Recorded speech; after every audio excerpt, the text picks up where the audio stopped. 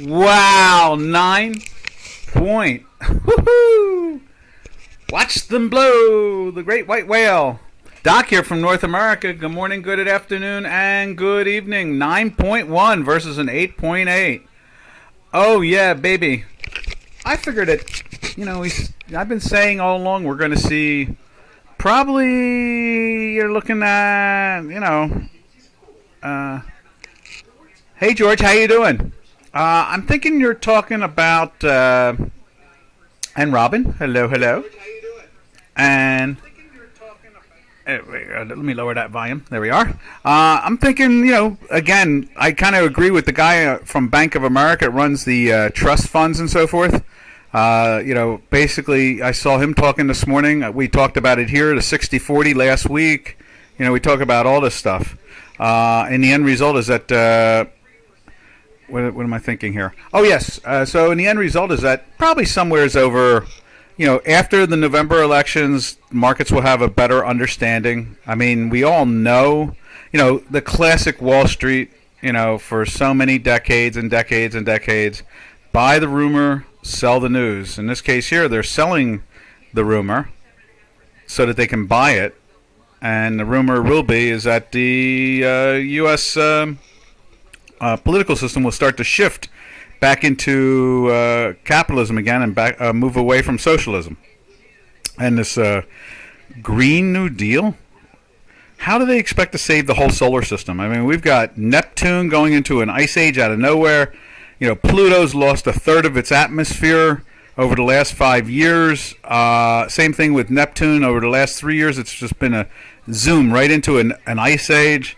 We've got Mars having incredible amounts of earthquakes. The Earth has lost 25% of its electromagnetic field over the last 15% over the last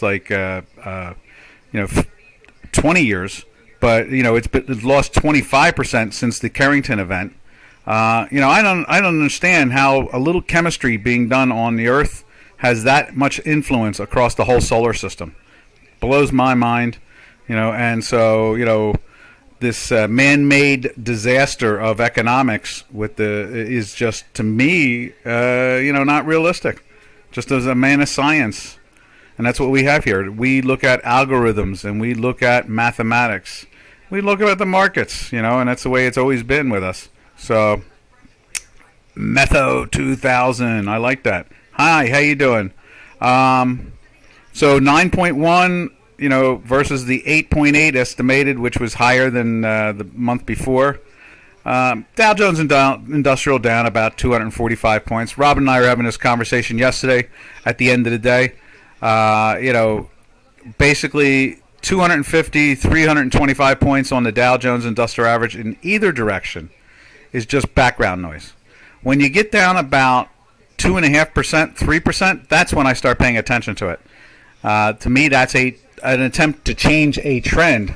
Now, let's just, right now, the Dow just is dropped now to 311 points down. It's down about 1%.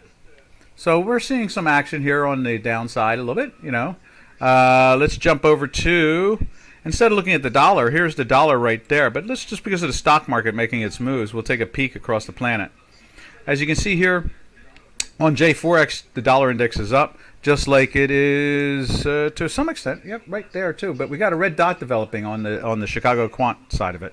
You can see it's been in a daily buy since here, and we've been in a weekly buy since there. You can see over here on Chicago J4X, the green line has been pressing up. At times it drops below the dashed yellow line, but overall it's towards the top end of its range. Now, let's go over to the equity market, because this is where the fun is. The fun. And there it is right there, the S&P 500. And they're feeling a little pressure here. You can see it's topped out again, like it did there. And let's slide over to the S&Ps real quick. Remember, traders out there, if you want to see something, just say it. We'll go right to it. We'll stop what I'm thinking about and get involved in into whatever you're interested in. Because to me, I'm always looking for a better trade. Now you can see here a new idea, not a better trade as much as just a new idea. Now you can see here we were flirting with the weekly buy. Now we can remove that. It's fallen back underneath on the S&P. Went into a daily sell yesterday. and the pressure is on. The product is trying, but not doing too well about it. Let's take a look at it on an intraday basis. And there it is with the Chicago Quant tools. And there's the S&P 500. And you can see here, this is when the news came out. Right? Can you see it there? Let's do this. Let's scrunch this little thing up a little bit, like so. There we are.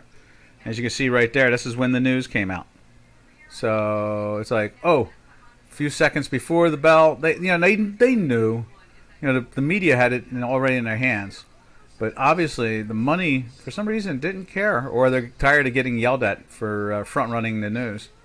And so you can see here they dropped it hard, and that's over 35 seconds after it's out, from here to there. So they went from a high of 3,867. We'll just round it out to 68. No, that's 72. There's 72. So 3,872. And within 30 seconds, it was trading at 3,789. So 89 versus 72. It dropped like 90 points. The S&Ps took a nice smack. And so you can see here the pressure is pretty much on, about 80 points overall. And now it's kind of zigzagging its way down, showing the pressures. You can see our math picking up on it, giving you the sell signal. Let's widen that out. Let's go like that. So you can see right there, the sell popped out probably off of that one.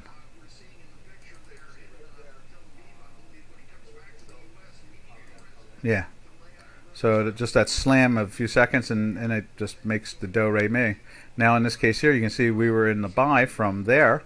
So if you're trading it, you just about survived, unless you had a good stop on that. That's the good money management that Robin talks about all the time. And I myself am more of an option guy. I use stops the same way, but I'm more of preserving equity through options, collars and things like that, spreads, and having the underlining hard delta at the same time, getting that full juice like intravenous into the old arm there. All right, Dow just kind of cruising along. You can see here's the Dow Jones Industrial Average. Same situation, just less trades because it has nowhere near the volume of the S&P 500. You can see it goes into the sell right there, and it's a nice little ride down.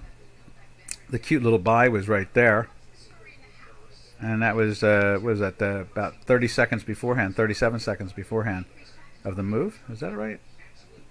No, we're 7:30. Yeah, it was that's when they knew. It's confusing. We know that they released the data 15 minutes beforehand to the into the like Reuters and Dow Jones and so forth, and we've seen how people got in trouble paying for that information secretly. I guess they've really pared that back a little bit. I guess that's not happening anymore like it used to. And so, oh God, I see Biden live in Tel Aviv. He looks so frail. It's amazing. So here it is. That's the equity markets. That's what we're seeing, and that's the action we're seeing. So, 47. What's happening? Guten Tagen. Good morning, good afternoon, and good evening. All right. So that's the fun of it all today. We've gotten that out of the way. Now tomorrow's PPI, and the Dow's down like 300 points. Yeah, so we could be plus by the end of the day. End of the day, the end of the hour. Anything's possible, if they figure that they're buying low and selling high. Just overall, it has that summertime doldrums. The problem is it seems like it started in May or something like that. And normally it starts in the middle of July. And at the same time, I think that the summer doldrums that kind of die the last 2 weeks of August, and they start to get a little bit more with movement, conviction. Money managers are starting to do what they need to do, and so forth. I think this year, I think they're going to accentuate the summer and everything else. They're going to drag it, and then when it's very clear that government's going to change dramatically here in the States from the November election, that's when I think. And see, the real debate, people don't realize what everybody's really watching. What they're really watching is like Newt Gingrich is out there. Newt Gingrich is a great vote counter, and he's saying that we could get anywhere from 35 to 70 seats. Well, 70 seats puts us into what is referred to as a veto-proof majority. Okay, 70 seats will make the president irrelevant. In other words, no matter what he signs, the veto-proof majority in the House can turn around and change it. So, in other words, if we get 70 seats, Mr. Biden is basically gone for 2 years. He's literally gone. He doesn't exist. It's almost like not having a president. So every time he goes to do an executive order, they can countermand the executive order. Every time he goes to try to pass a bill, they can knock it down. They can take a bill, rewrite it. He has to sign it. But if you have a veto majority, they can write a bill out of the House, get it passed in the Senate, come back to the House, and Biden can try to veto it, and it doesn't happen. See, that's the little story that people are not talking about that I think I see the market acting on. They're looking at it that way. Oh, what's 47 say? Wonder why the U.S. T-bonds are also dropping. Shouldn't they go higher when inflation is up? Normally, yes. But, we learned, in the 70s that like the 60-40 portfolio, we found that they both lost together or they both gained together at the time. So, and when you forget, remember, there's those cute little words, QE. Quantitative easing is controlling the interest rates. Let's throw the 30-year bond up real quick. So that's what's in the back of Doc's head all the time, is that do we get the 70 seats that the former speaker, Newt Gingrich, is suggesting? I think we are. I really do. And I think it's like the dirty little secret that nobody wants to talk about. Instead, they go, oh, yeah, they're going to get a majority. Calvary's coming home. They say all these things. And if we end up with 68 or 72 seats, I think the exact veto proof would be, I think it has to be 2/3. So when you have 425 seats. So, you divide it by 3, right? So you take 425 and you divide it by 3. And that comes out to be 141, which makes it basically 283. Well, right now, the Republicans have I think they have 216 seats. If they pick up 70 seats, that's 86. That puts them across the veto line by about 4 seats. Now you got to figure that there's going to be at least 1 or 2 Democrats are going to go, I like my job. I barely won this election. Next election, I won't win it. They're going to do one or the other thing. They're going to retire, or they're going to switch parties. So I think that's the dirty little secret that's going on. And so, okay, let's get the bond. There's the bond up there. You can see it. And that's where we're at right now. You can see we're in a daily buy from yesterday. We've been in a weekly buy since back here on June 5th. No, the week of June 25th. So it went into the weekly buy then. And it's been showing strength ever since. It's just been doing very well. It's above the time manifolds right here, the 2 golden lines. The mirror image is there. That's our nonlinear time manifold. And what else can we say about any of this? It's like a standard deviation to our mathematics. And it creates, by making a one standard deviation, it's kind of like a cross between John Bollinger's Bollinger Bands. He was looking at standard deviations, and we take my mathematics and do a standard deviation. So I like to refer to it, since we're playing with a different type of form of time compared to everybody else. We call that a nonlinear time manifold, because you're seeing the mirror image of it. It's a manifold in topology. Ooh, what do we got here? 2000 says you need more parties in the U.S. Oh, we got plenty of parties. We have plenty of parties. For 100 and some odd years, we had 3 parties. We had Southern Democrats, who controlled everything for over 100 years. We had Northern Democrats, and we had Republicans. Republicans only had like 80, 90, 100 seats, stuff like that. So we have green. The Democrats have the Green Party. That's what's tearing them apart right now, and they have an old-fashioned Labor Party. That's the one that's kind of died. Is slowly we're picking up those seats, the Labor seats. Kind of they're moving into the Republican Party. And let's see, your chart for the T-bonds is up. Right. That's what it's supposed to be. And isn't it up? Oh, wait a minute. Now I see what you're saying. Yeah, it's down at the moment. Right there, yeah. But still bullish. It's not selling off anything too aggressive. And we're in a weekly buy, so it's a bullish thing, so you can buy that weakness. Yeah, it's up. No, it's the bond itself is down, you're right. But the signal is up, and we're in that weekly buy since back in here in the 134 area.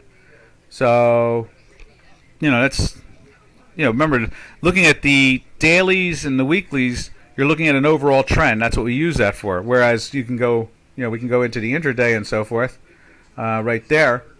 It's like you can see the same game going on. Let's go to the S&Ps. That's the most liquid of them all. And, or you can take a quick look at the NQs, the NASDAQ, but you can see it's like the Dow. It's kind of thin. But when you look at the S&Ps right there, that put it into a sell. I mean, if you want to look at the bonds in a, like a intraday basis, we can do that for you. But, I mean, that right now, we try to give you the general trend, the weekly and the daily. That's what we try to do. This is what we're doing here. But I'm glad that if you want to see something on the intraday, believe me, I'm just as fast to go look at it. Like I said, I'm always hungry for people to come up with questions and ideas and so forth. I love it. To me, when you're dealing with money, I always say this to everybody: when you're dealing with money and trading, there are no stupid questions or ideas. There are only short answers or long answers. And that's pretty much what it really comes down to. Yeah, the weekly's, let's go back to that real quick. Yeah, the weekly's been, and it usually is. The weekly, gets the general situation. If not, the daily will save you. Like right here, goes into a weekly buy, it's in a daily buy, pops up for a couple days, goes into a daily sell. You know that it's a neutral situation with our math now. Once you're in a daily sell and a weekly buy, the only way you can trade that is through derivative options, okay, binaries and so forth. So here, it's at this peak, and what does it do? It falls apart. We get into a buy one day after like 3 weeks, goes right back into the sell the next day, and goes down again. So the dailies keep you safe, even when the weekly tries to keep you perked up. Also, see these blue dotted lines here on the weekly? I keep an eye on that. When that breaks down, it tells me we're seeing some more, what I call an echo of weakness. And sure enough, especially the second one right here, when we go into a second sell, I know we're going to see some good pressure. That's where I usually jump in on that. That's the bigger one. That's that second thing when you see the ABC, like in an old Elliott wave thing, So, it's a combination of concepts like that. We put these things together using our mathematics, which gives us great insight. Now, going back to J4X, and let's see, what should we look at? Let's just take a look at J4X with the bonds. And then we'll get back on the rhythm unless someone wants to see something, and we'll jump around again. There's a 30-year there. You see it's trying to bottom out too on J4X. It's trying to lift. It's trying to join in with our daily buy on over here on Chicago Quant. So, all right. Where do we go from here, traders? Let's see. Let's go take a look at the euro. Let's see what the euro's up to.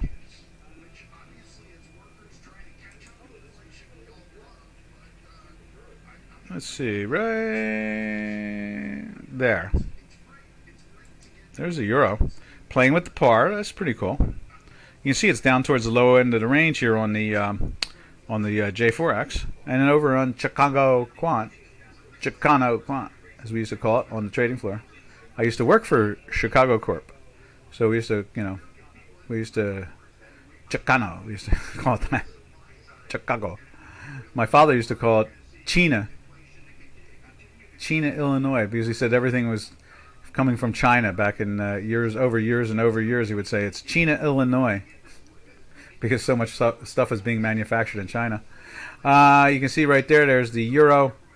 You see it. It's feeling some pressure, but look at that. It's doing a cute little bounce after touching the par. There. Oh, it broke the par. 99.98.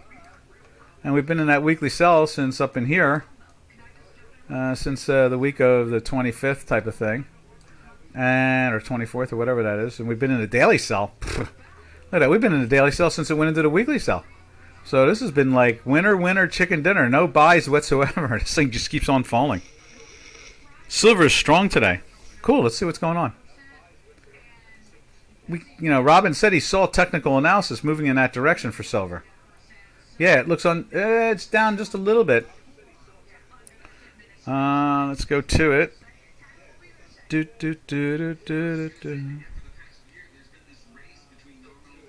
There is silver right there. Got a lot of red, but you can see it popped up at one point. It was up to 19.15 basically. It's about 24 cents lower now. Still in that daily sell since this peak of 22ish. And we were in the weekly sell the end of that week. So it's been like another winner chicken dinner. Nice ride down on that one. All right. Let's see. What else can we say about any of that? Let's see. Silver, relatively strong. That's that Al Einstein thing, right? Yeah, relatively. Let me just divert a little bit here. I'm going to show you what I believe that Al Einstein thing is, okay, with that relative thing, because I get a big kick out of this all the time. There you go, right there. Now that is his wife's second daughter, and that's his second cousin. Now she doesn't look like she's 9 years old. Matter of fact, that was taken in the late 40s. Okay, his wife had been dead for over a decade. He was both at one point he was almost engaged to her older sister and her mother at the same time.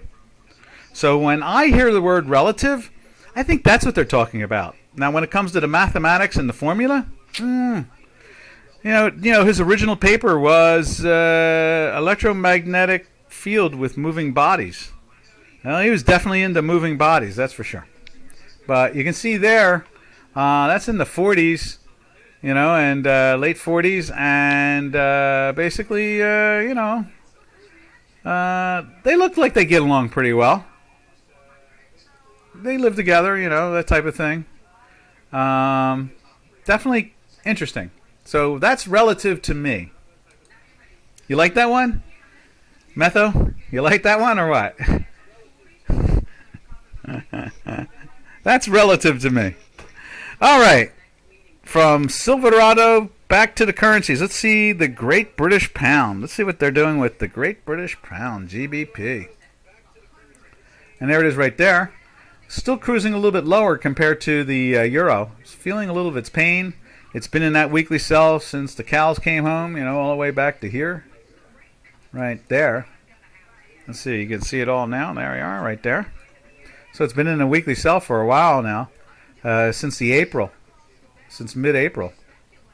and it's had some issues. Every time I think it's going to come to life, and it goes, look at it, comes up here, it plays with the zero line and rolls over. Poor thing can't get its game together. You like that 2000? Oh yeah. Yeah, I was talking to somebody, a good friend of mine, a couple days ago about that. She had on her refrigerator, she had an Albert Einstein picture and quote, and I said something about that. And yeah. Oh yeah, definitely. All right. I just saw the Dow jump to 400 minus, and now it's down only 340. It can go 60 points in no time at all in these thin markets. All right, from the cable, we will slide over to where do we go from the cable? I think we go to the Turkish lira, right? Yeah, let's see what the Turkish lira is up to. we'll go to the dollar Turkish lira first. Right there.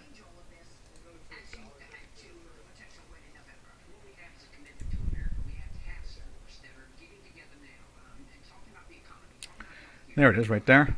Turkish lira pressing up, heading towards, is it breaking it? It's broken the highs of the last month and a half now. So now our high is 1745. Been in the daily buy since here, weekly buy since the cows came home again, as I'm saying. I mean, it's been a while. All the way there, you can see it. Here it comes right there. It's been in a weekly buy since February. It's been telling us since February the trend is up, and the trend is your friend. So, from here, we zip over to what I think is the real pairs trade to watch when it comes to the Turkish lira, and that is the Euro Turkish lira. To me, that's the one. Solely because their location. You know, it's the classic location. They're close by. They probably trade a lot of stuff with each other. You see we've been in the daily sell for a couple of days here, and now it's perking its head up and getting a volatility signal of a red dot and a green dot. So might some action occur. You can see they're playing with the weekly sell since it's been in a weekly buy since, I guess we used to keep that there. We might as well get rid of that at this point. There it is. You know, it's been in that weekly buy since back down in here in the 15-16 area. High 15s, low 16s, and it climbed up to the 18s. So it's been a good move out of it from the weekly signal. Let's give that a spin like that. That'll help out. And then you can see that's better.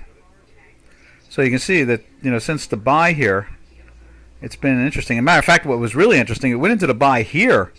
After it went into the weekly sell just one day, it went into a daily buy, pushed you into a neutral, and this whole ride up to here was a neutral for you.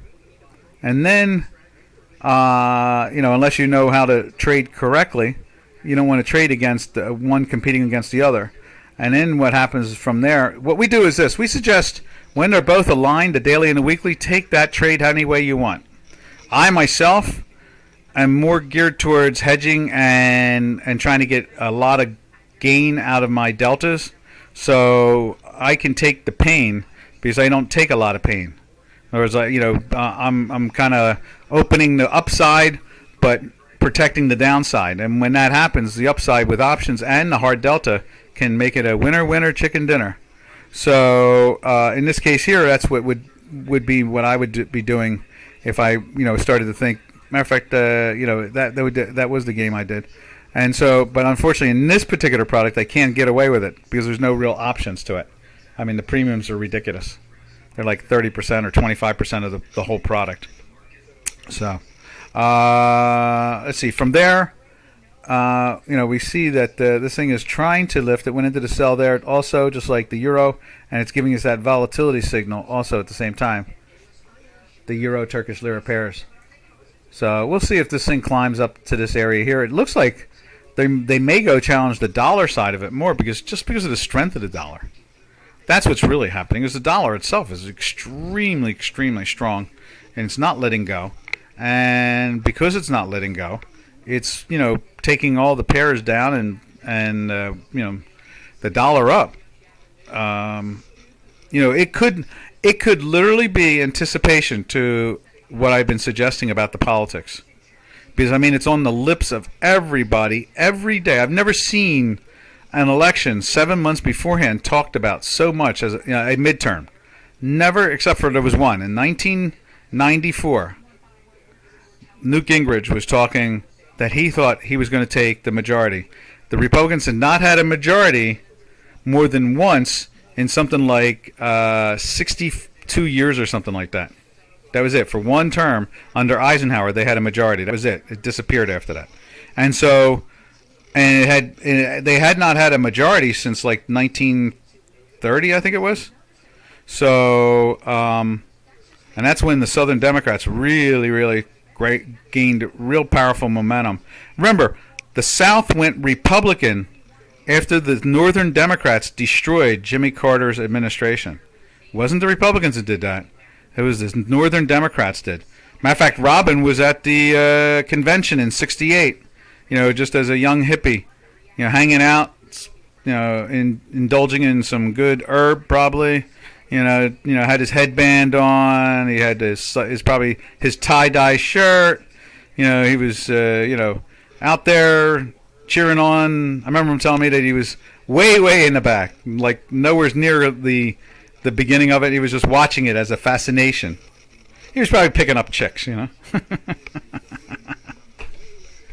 So the Democrats destroyed Jimmy Carter's administration, and between 1976 and 1980, boom, 4 years, the South went Republican.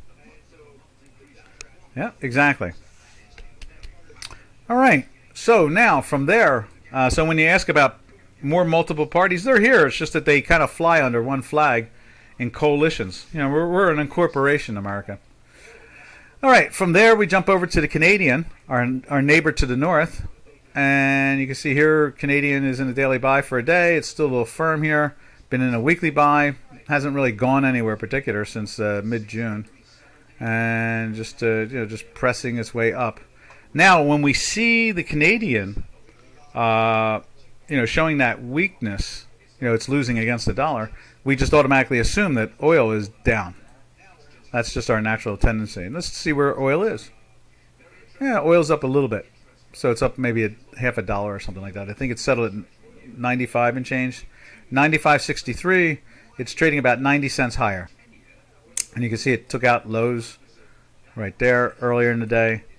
And you can see that pressure that's on. And let's go over and take a look at the same thing on J4X.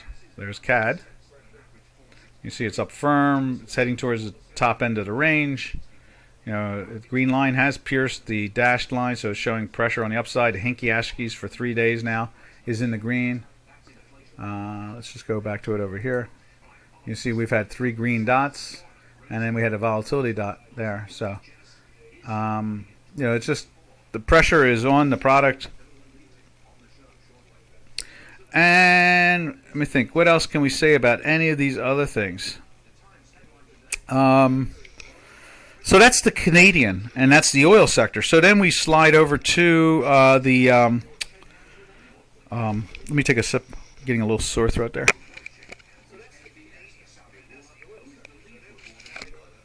Okay. So from there we jump over to gold, and we look at the South African rand.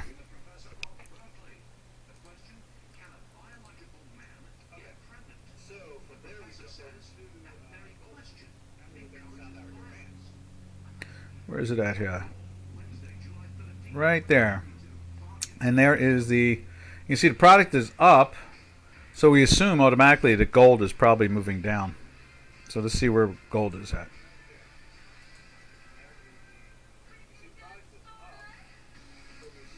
And gold is down. Okay. And then we take a look at it over on J4X. Right there, there's the South African rand. So, these two particular products, that's why we do them back to back.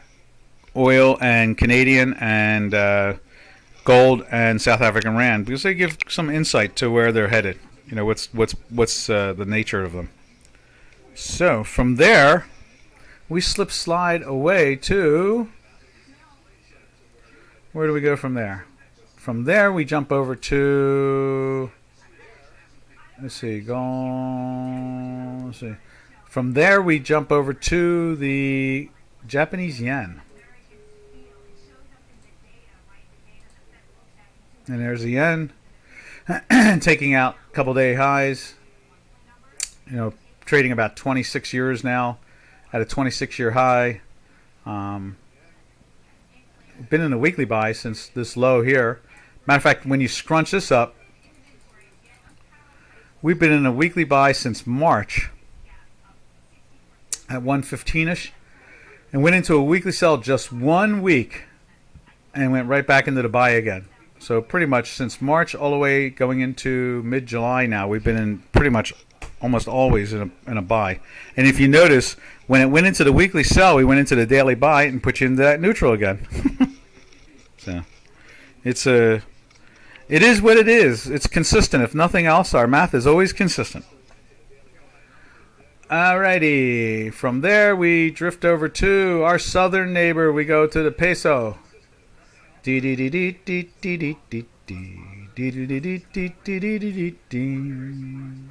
a song from John Wayne and one of his cowboy movies where he's in Mexico. And we got it all here? I think so. Yeah, we do. Now let's get it on.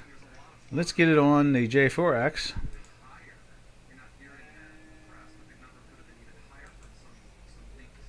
Ooh. Wow. There's concern that the consumer price index could have gone as high as 10. They're saying some numbers were readjusted. So, interesting. So I guess the CPI in August could be just as tough in the nines.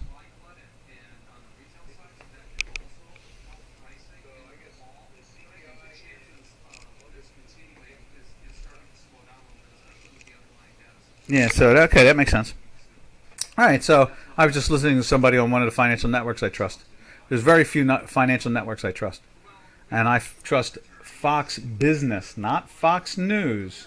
Fox News is owned by Disney, so it's the same rubbish as everybody else. But Fox Business is still independent from the leftist media. It just has to deal with Murdoch, and that's it. All right, so in the end result is you can see the peso is heading north. It's traversed through the 50 percentile there again, bouncing off the low end of the range. Let's just show you what a long picture looks like. So you see where it's been bouncing around like that since November of last year. Like that. See, it bounces through that range and stays inside of it. So that's pretty much the story when it comes to the peso. Alrighty. Now, what's next here? I guess that's it. We've come to the end. And anybody out there wants to see a particular pairs trade and you're curious, just shout it out. We'll throw it up on the screen. And then from there, now we're going to go slide back over to the metals market. And then from there, we'll go to the crude oil market. And then we'll look at the stock indices a little bit more tightly, and then that'll call today. But if anybody out there wants to see anything particular, just shout it. We'll go do it. Just put it up on the chat line. You don't have to ask any question. Just throw the symbol up there, and off we go. And I'll just tell you what our charts are telling us. All right. From there, we are now headed to the metals complex. And there's gold. You see right there, feeling a lot more pain than the silver. As what was it? Who said it? Was it Metho? I think Metho said it. Silver was looking good, or was it 47? Oh, it was Metho. Yep. Okay. And let's take a look at the silver again. Right there.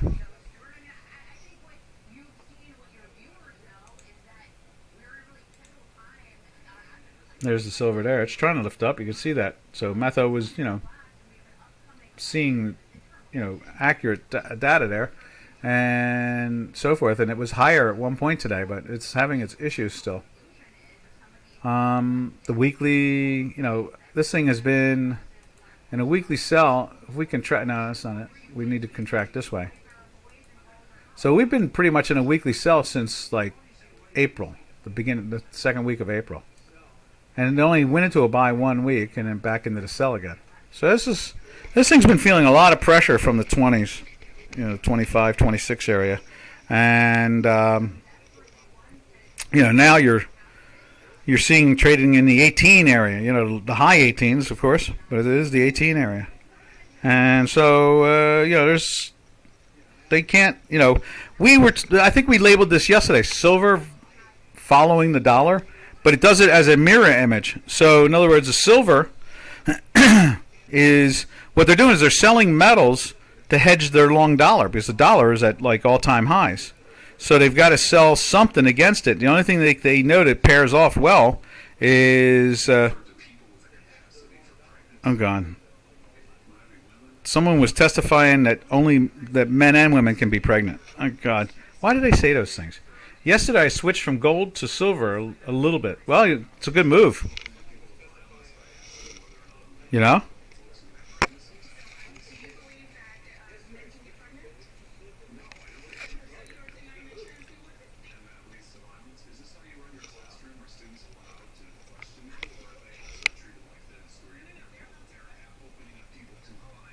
Wow.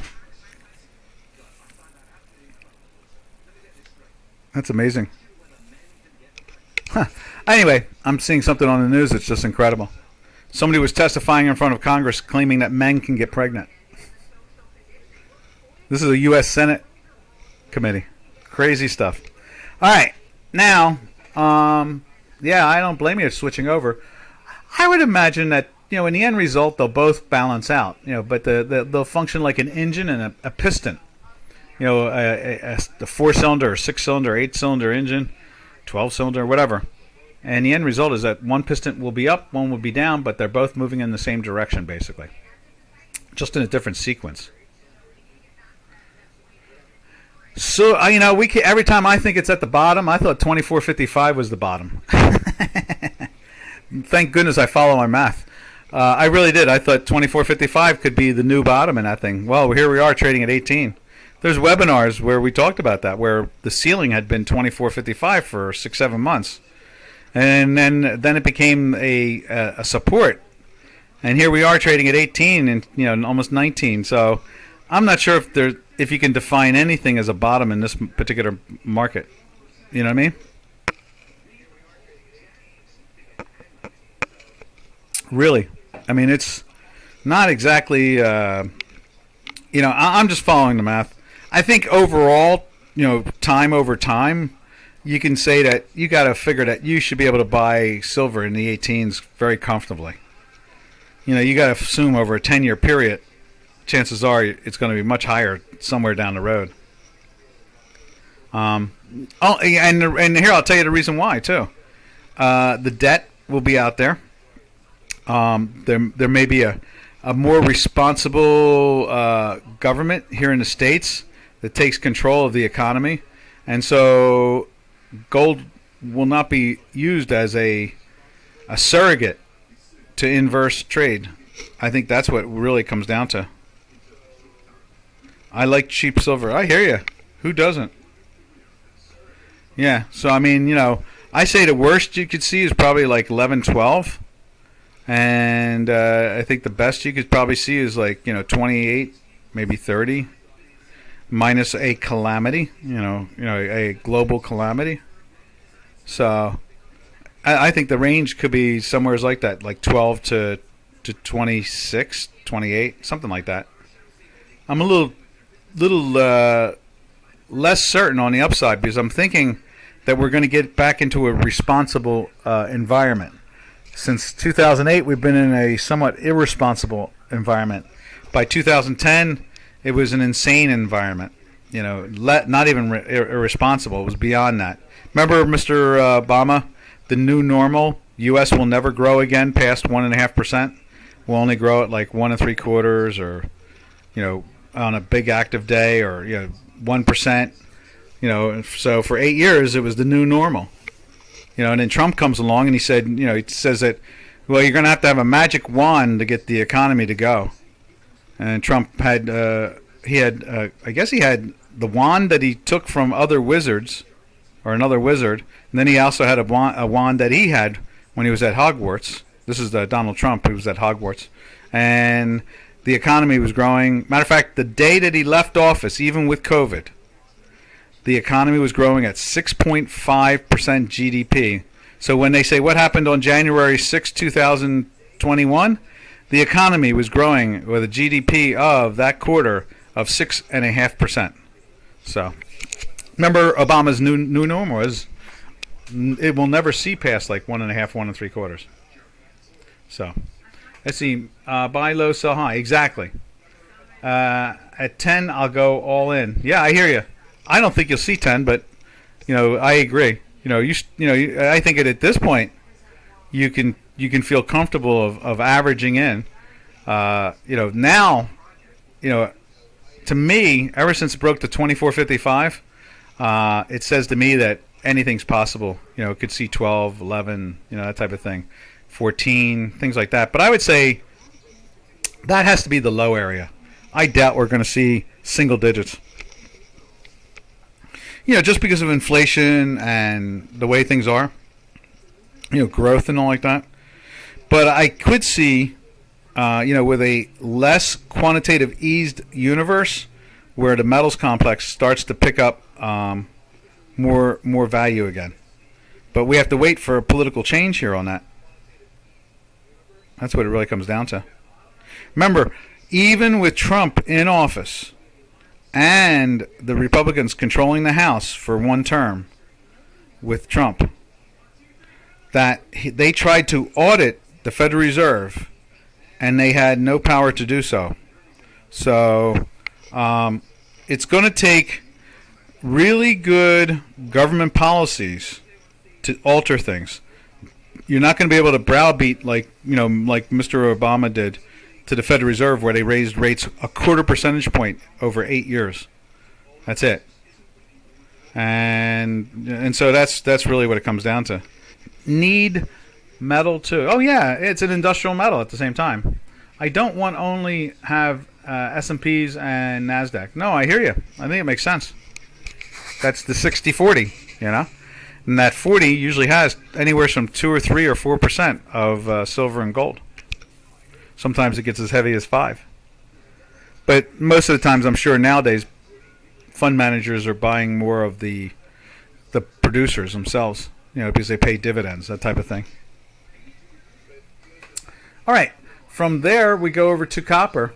Boy, copper's been making some incredible moves. You know, we thought that the $4 area was going to be a big support there. It fell apart there and has not looked back. It broke that $4. We went into the weekly sell above the $4 area, and it did not care. Look at that. It did not care. It never went back.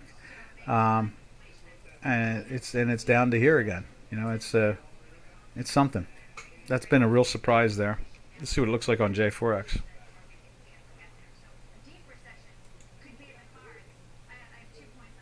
There we are. And silver's been riding south. And, you know, like I said, the $4 area was, it looked like it, you know, it was there for over a year. It was a big, big support.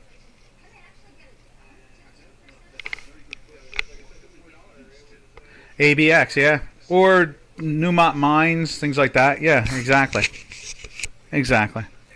Yeah, I mean, you can sell calls, buy puts, collect dividends, you know, basically there's a lot of opportunity there.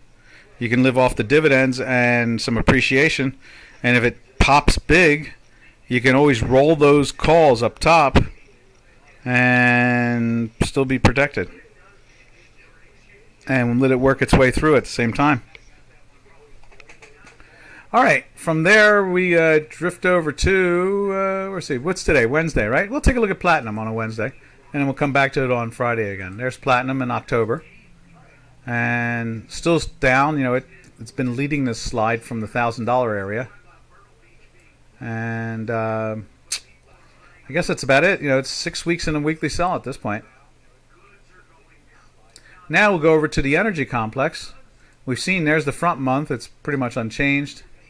And let's go to the back month. Let's go take a look at our October.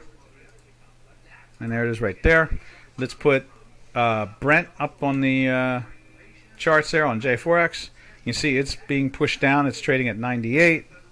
Our back month is trading at 90 and a half. So it's $8 time value difference in the contango. And at the same time, the a $3 difference with the spot, maybe $3.50 actually with the spot. All right, what else? Oh, Bitcoin. Oh, we'll do that. We'll do the Bitcoin with we'll do the cryptos with the stock indices. And then let's see where are we at from there. Let's jump over to, where do we go from there? From natural gas. Let's see what the natural gas is doing. Let's put it up on Chicago Quant.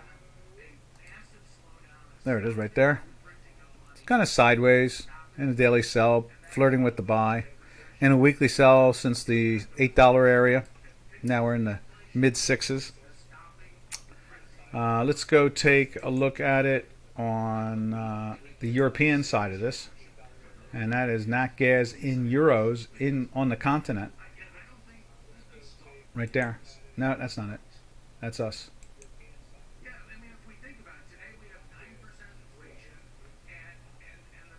There it is right there. You see a little red developing there. We are still around the 28s. Pressure is on the product. And so at this point in time, we're looking at basically what we're looking at is the European gas situation is just, what's that, 4 times us? Yeah, it's a little better than 4 times us. That's a lot. You have to pay 4 times more for natural gas.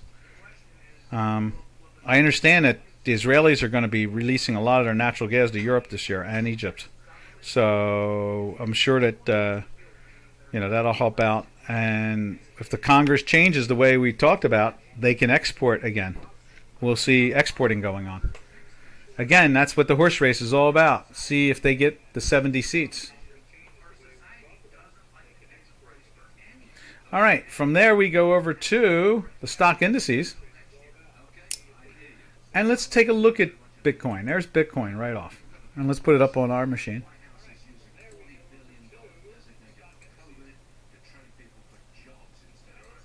You can see there it's towards the lows of the day. We've been in a weekly sell on this product from the 40s. So since back in the beginning of April, we've been in a weekly sell. Most of the sells, daily sells, have been pretty nice wins. Some get a little sloppy, like this one right there. That one too is sloppy, but they're all profitable if you're using good money management. So we've seen a 50% drop in value since we've been in a weekly sell. That's a pretty good indicator. You need no gas. Good. I have an infrared heater. So you just need electricity. That's cool. That makes total sense there. Now let's take a look at. We'll take a look at the 3 stock indices on the intraday. So there's the Nasdaq 100 or Tech 100 that's on Dukascopy, and we'll throw that up on the screen. Let's lower this volume a little bit. 100. No, that's not me. That's me. Okay, there we are. So let's get that up there, the Tech 100, right there. You can see the pressure on it, and you can see the daily doing the same thing right there. And just hanging out down there. That's been kind of fun. If we widen that out, I guess that's like that. There we are. That's been fun. It's been one heck of a start of the day. Like there you can see it. Now let's take a look at the Dow Jones Industrial Average, and we'll put that up on J4X. Unfortunately, the cryptos seem to have a natural tendency to follow the rest of the market. And there you go. There, it's just an alternative asset class. That's all it is. It's not really a hedge. And you can see there the pressure on that, and you see a green line breaking down. That's the Dow Jones Industrial Average. And you can see it over here on Chicago Quant, same situation. There we are. And we'll see how they roll along today. It seems to be hanging in the 3s. Maybe it'll put a punch in it on the downside, or it'll bottom out and start to lift again. Again, it's like the summer doldrums, because it's the political doldrums. That's what it really comes down to, is nobody wants to do anything. Now there's the S&P 500. You can see that's definitely the most active product of them all. Like that. And that's what it really comes down to, is money itself has no interest in getting involved until they see what's going to happen. And let's get that up on J4X. Right there. You can see that pressure on there. That's down 57 points. And now we'll give you a quick view of the three through Chicago Quant's eyes. There's the Tech 100. It's pressuring the weekly now. It's just a minus again. And you can see the daily sell was yesterday. And then you can see the Dow Jones Industrial Average. That is still in the minus also. It tried to get into the weekly buy. It was trying to lift into it. And then at the same time, it's been in a daily sell since, I think, this one right there, maybe? Yeah. So it's been in a daily sell for 3 days. The granddaddy of them all has been in a sell for 3 days. And then the S&P 500 right there. 2 days also.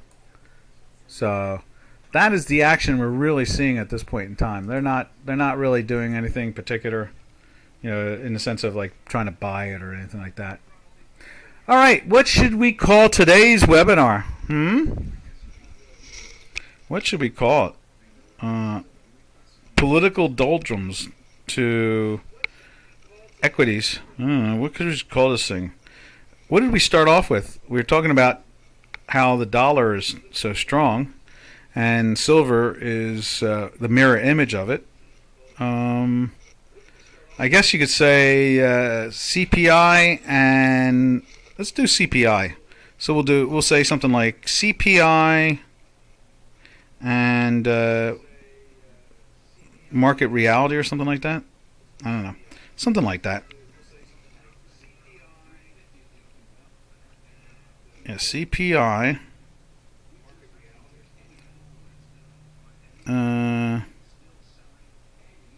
Firm. How about CPI firm? Equities.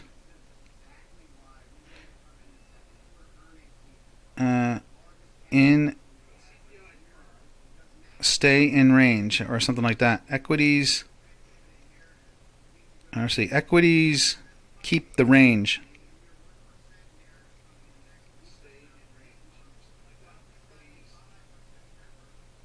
Something like that.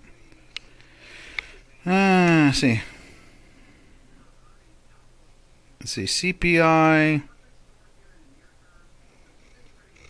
keeps equities in range. How's that? That'll shorten it up. CPI keeps equities in range. That's it. That seems like the truth of it, too. The way we've been describing it in the politics.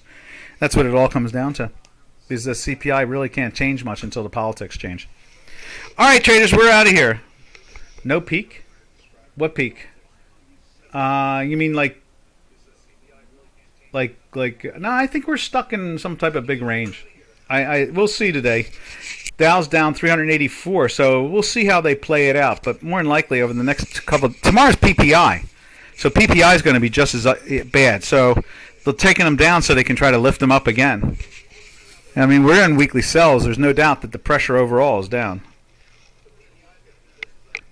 Name today? Ooh, why'd they took it off? They wouldn't let us see it. I would love to know what you said. Darn. It's okay. All right, guys and gals, traders, catch you tomorrow on Thursday, the day before TGIF. All right, happy trails to you until we meet again. Happy trails to you, to all our trading friends. Later, traders. Arrivederci.